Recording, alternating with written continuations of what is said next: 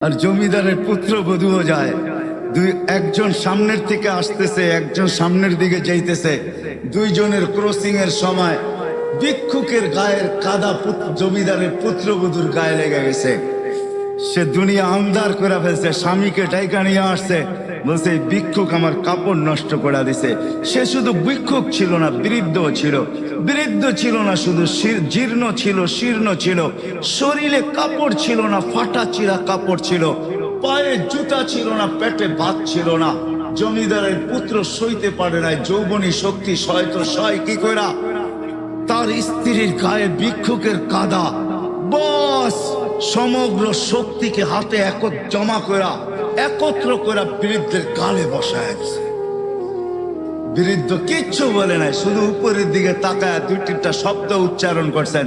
শব্দগুলা হলো ইয়া মাল্লা তারা হলো ওয়ুন, ও আল্লাহ চোখে দেখা যায় না, ও তারা কুল্লা শাই, তুই সব দেখিস, ফারা তারা মা বি, তুই কি দেখিস না আমার সাথে কি ঘটতেছে, এটা কি দেখিস না? বলতে দেরি যুবক, মরতে দেরি হয় নাই।